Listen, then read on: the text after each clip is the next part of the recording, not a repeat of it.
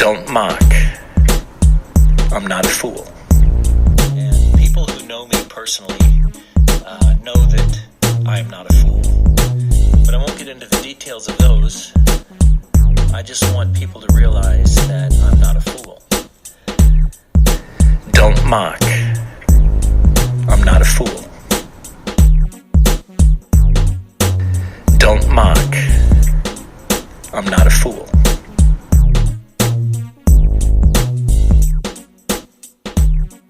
Hey there, it's Tony Curl and welcome to the Dumb Leaders Podcast. This is the second of our series surrounding the downfall of a president. And today's session really focuses around the US election and the aftermath of what occurred. Now, I'm not a political expert and I'm not even American, but I am a keen observer from Australia, and I think it's important that while I'm certainly not aware of the absolute ins and outs, that I've certainly been able to pick up enough to provide my thoughts and guidance on what has occurred and how you as a leader can make sure that you're not falling prey to what we saw. Now, the first thing that I want to share is that you need to be really careful as a leader on how you get your result. So, of course, the result is important, but the real importance is how you get the result. And whichever way you look at it, there was over, I believe, 81 million votes received for Joe Biden and the Democrats. And, of course, this raises more questions than answers. 81 million votes. Now, of course, Donald Trump got 75 million. So Donald Trump actually received the most ever of a sitting president, and then Joe Biden, of course, apparently received the most ever. Now, when you consider this, back in, it was only probably 20 years ago, there was a combined vote total for a president of America in and around 80 million. So Joe had apparently the most ever in history. And this has also been, we saw a marked increase on the previous president election. I think Trump got 67 million in the last election. Hillary actually got more in the popular vote. But of course, the Electoral College was the way that Donald Trump got into the White House. But the fact that Joe actually received more than double than some previous winners would raise some questions. Now, when the media declared Biden as the winner, we saw celebrations. We saw people dancing in the streets. The people celebrated the media declared win. But the funny thing that I think about when I saw that was that days before we saw businesses boarding up their premises and preparing their business for, I'm presuming, the very same people that we saw celebrating were the very same people that these businesses were preparing not by bordering up. And I guess as an observer looking in, this is the knife edge that we see America in. At the very least, it brings the question of the entire way that the American democracy works. So let me just walk through that. So some of the things I found confusing and amusing, I guess, in certain aspects. Voter intent. Here in Australia, the vote's either correct or it's not. So if you haven't marked inside the box, your vote doesn't count. It's pretty simple. And seriously, I'm not sure if I would want votes counted if someone can't follow a simple instruction like place your desired candidate in the box. So this concept of voter intent really bemuses me, to be quite honest. So if someone's marked a mark in between the two boxes of the president, if it's slightly more one way than the other, does that indicate an intent? I don't know. We also saw the ability to adjudicate on error ballots, and I find this a confusing process as well. So it's either right or it's wrong, and a third party should not be able to, in my mind, if the election has any integrity, that a third party should not be able to adjudicate on ballots that are incorrect. So we saw mail-in ballots, and to be honest, that makes sense. That's something we do over here in Australia, absolutely. Without the questionable, without people saying that every mail-in ballot's a fraud, I might just throw that in. But seemingly there were, well, I won't say lax process, there were different processes in every state in and around mail-in ballots. And once again, that just raises concerns and questions.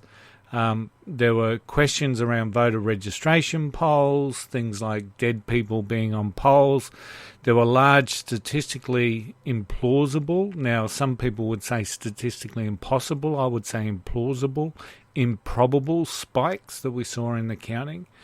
We saw, in some cases on TV, votes at one point in time, and then minutes later there was less votes for that particular candidate, which I just find bemusing, and or put down to glitches, of course. But, when you're thinking about a presidential election, there really should be no glitches.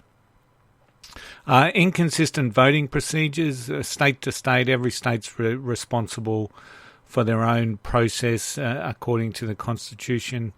And then also there's a lot of counties that seem to have different voting processes or procedures within each particular state. There was a large amount of votes that were adjudicated, and there was a lot of software glitches reported, or software processes that... Now, if the software and the hardware is that unreliable, why would we use it? And why isn't that particular vendor or vendors, because there's multiple vendors here, really being put to task? If the software and the hardware is that unreliable that there were a large amount of ballots that needed to be adjudicated. There were allegations of backdating of ballots. There was improper scrutinising of polls by poll watchers. Now, bear in mind, we were in COVID times, so depending on what side of the fence you were, that's either people being safe or that's people being cagey. So whichever way you want to call that. The media call the election, I find that particularly confronting. So we have an Australian Electoral Commission here that, fundamentally certifies the election.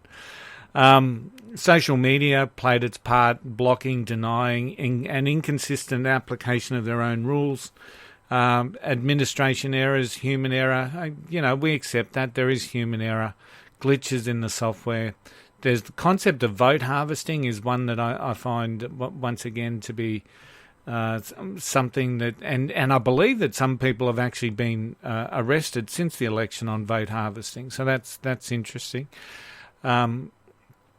States control the voting process, counties run it, but and once again, the concept of not having one national body that verifies and set the standard just bemuses me. I cannot believe that there are so many separate ways in which to run an election for the President of the United States. To me, it beggars belief.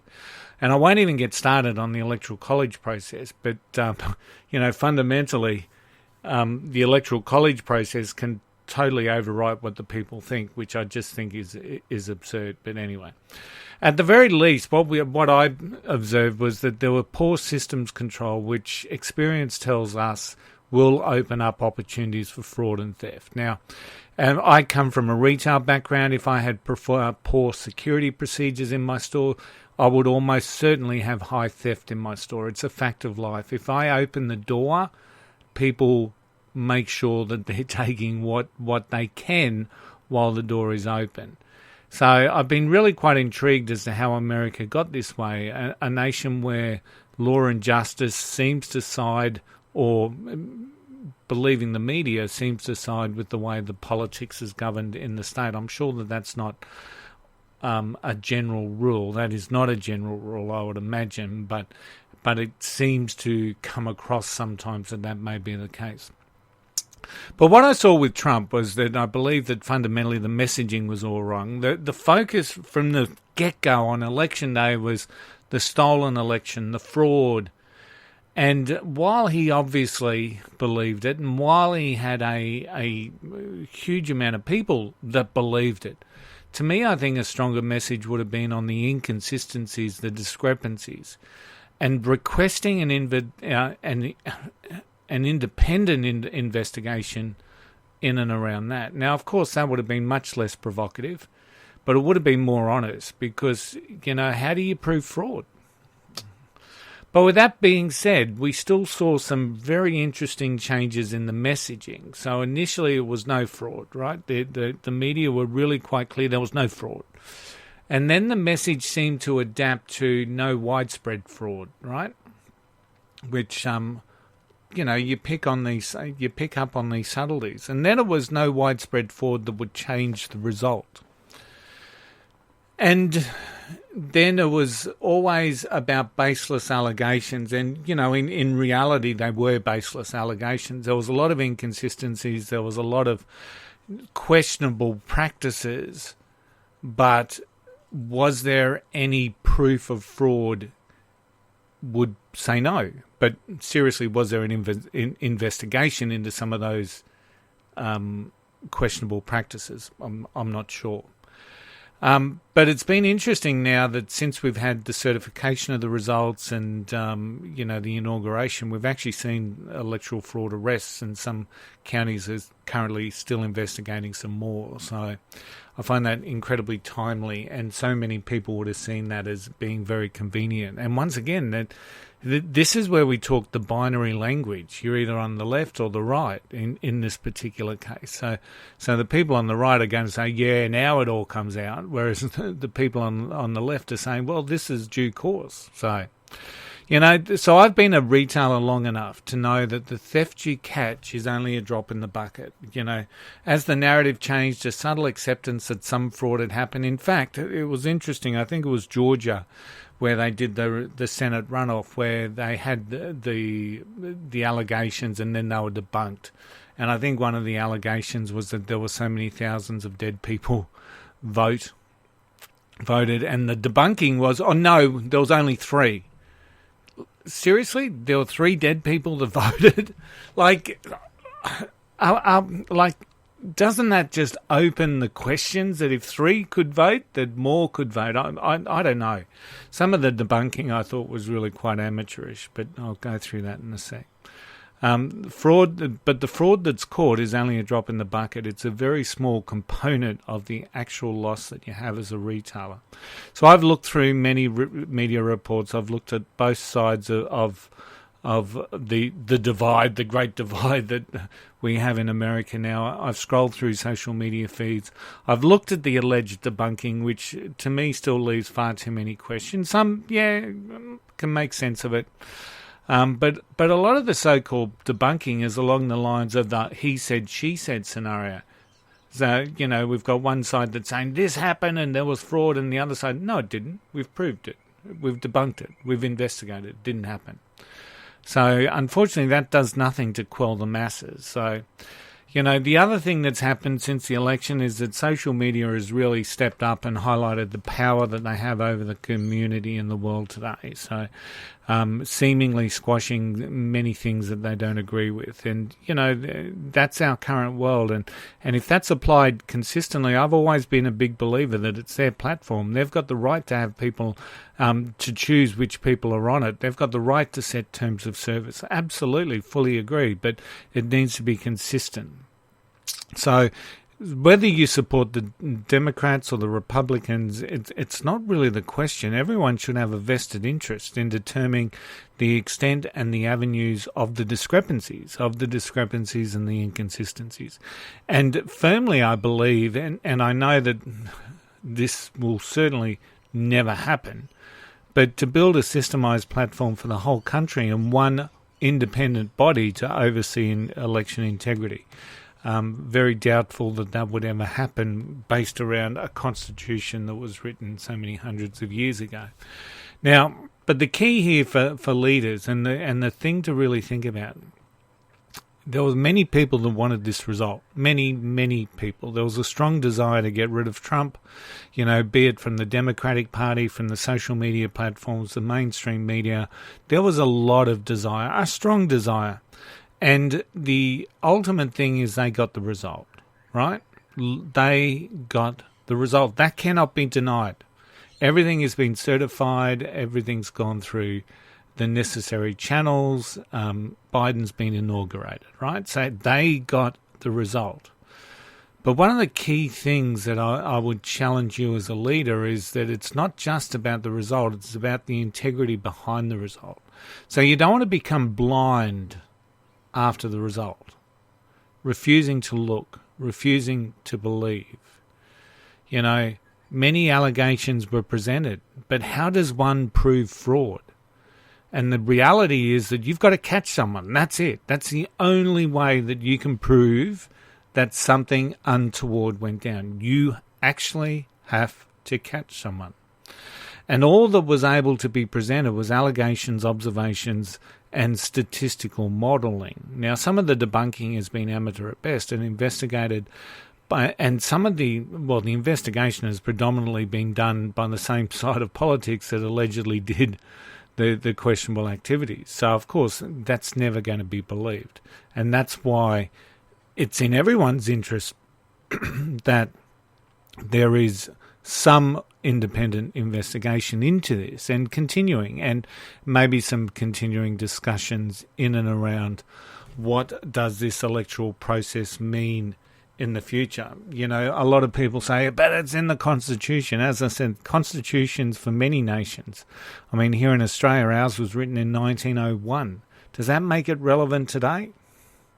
Who knows? So there needs to be a little bit of it just can't be, it's in the Constitution. The modern world continues to evolve, and we need to be looking at how do we evolve with that, but while keeping the basis around maybe some of the ideals in things like the Constitution. But if you want a result as a leader, that's great. When the result has inconsistency, it's important that the result has integrity. So not inconsistency, integrity. So don't turn a blind eye to how the result was achieved. Once flaws are found, and once they're exploited, the result can never be trusted again. The result will never be trusted again. Now, America's had, let me just go through this. America, over the last two cycles, have fundamentally been questionable. We had the Russian hacking from the first one back in 2016. Which was a constant source, the Russian interference. It could never have been this. So there was always this question around the 2016, and now we've got similar, if not more, questions in and around the 2020. So they need to find a way to look at what it is that they do. And how do we then adjust ourselves to make sure that once an election has gone, the people accept the result, that they know it has integrity, that they know that it's been achieved, and importantly, that it's a legal result. People say it's a legal result because it's all been certified, and I get that. Yes, it has. So it's now a legal result. Biden's the president. There's no denying that. But along that journey, I mean, we can remove a lot of this by stronger transparency and greater leadership in and around what the electoral process means. And it's in everyone's best interest to build a system that has integrity. And think about that in your leadership career. The result is important, but the integrity behind the results is just as important. So some of the things that I really get bemused about, and there's been a number.